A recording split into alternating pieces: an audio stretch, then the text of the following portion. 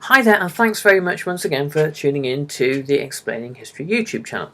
Now, if you've tuned in today, it's probably because you're doing something on the Cold War, and this is quite a confusing topic.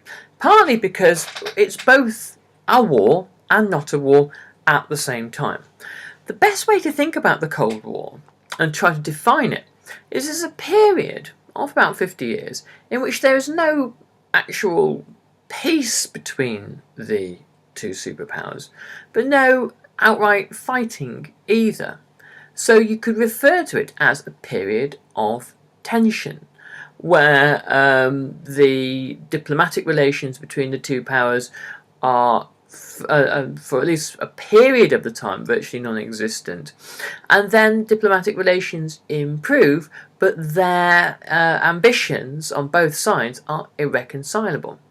Now, there are periods of time where you have countries that have this kind of attitude towards one another, where they have competing interests and their tensions are bad.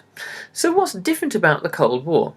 Well, one thing that's different about the Cold War that isn't directly similar to a great deal of other conflicts is the fact that there was an ideological divide. So the systems of ideas and beliefs about the way the world should be are different on both sides.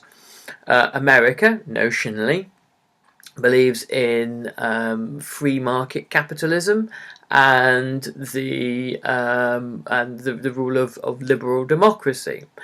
The Soviet Union, on the other side, is a communist society, or working towards communism anyway. That's a slightly different conversation. So, and these ideas are mutually incompatible with one another. The beliefs of the Russian revolutionaries who seized power in 1917 were that capitalism around the world would eventually be overthrown.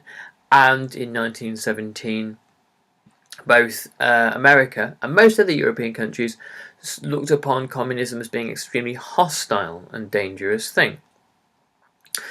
The other aspect of the Cold War is the existence of nuclear weapons. The first nuclear weapon acquired by America in 1945, tested in 1944, first successfully detonated in 1945, and in the Soviet Union in late 1948, and discovered by the Americans. This was discovered in 1949, Labor Day 1949. The Americans discovered that the Soviets had detonated their first atomic weapon.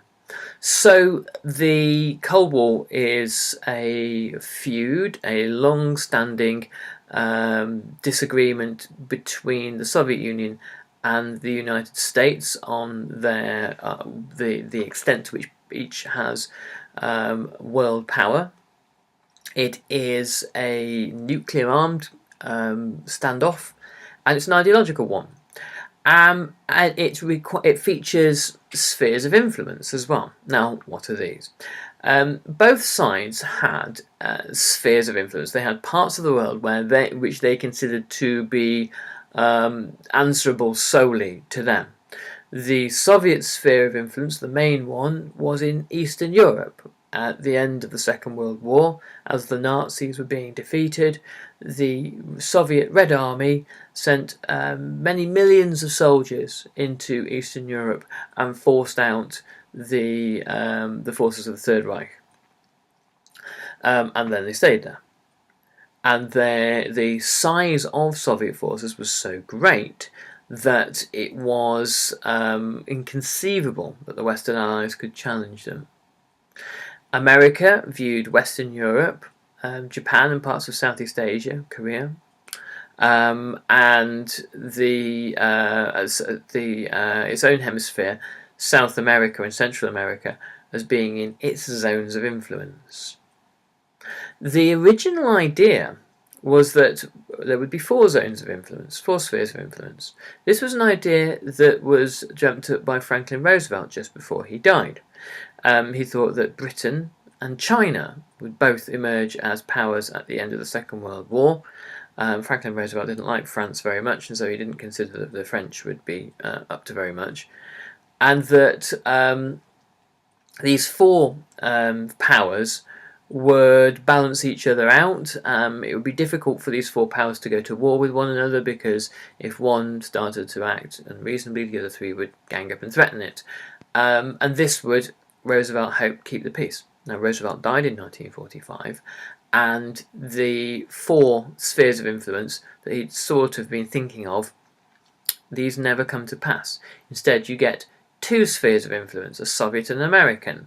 China is ravaged by civil war until 1949, and then under very isolationist Mao thereafter, and Britain is bankrupt at the end of the Second World War, and quickly loses her empire over the next 20 or so years. So you get a bipolar world, which is much less stable. There you have two forces facing off against one another, really with no other power to come in between and to balance things out. So it's far more prone to confrontation. The Cold War, also, there is conflict in the Cold War of an open fighting variety, but never between the two superpowers. They come close to a nuclear standoff in 1962 over the Cuban Missile Crisis, but the real wars of the Cold War were wars like Vietnam or the Soviet invasion of Afghanistan, and these are what we call proxy wars. So what this means is that a proxy is somebody doing something on your behalf. So in Vietnam, both sides armed their respective proxies, America the South and the Soviet Union the North, and the Cold War could be fought out in that particular space, meaning that the nuclear armed powers never had to risk coming to blows with one another, because it would be mutually devastating. So there are some features of the Cold War for you. I hope this has been useful, and if you want a regular update of handy history tips, subscribe to this channel and you'll get them in your inbox on a daily basis, or perhaps weekly. We'll see how we go. Anyway, thanks very much, and I'll see you on the next video. Bye bye.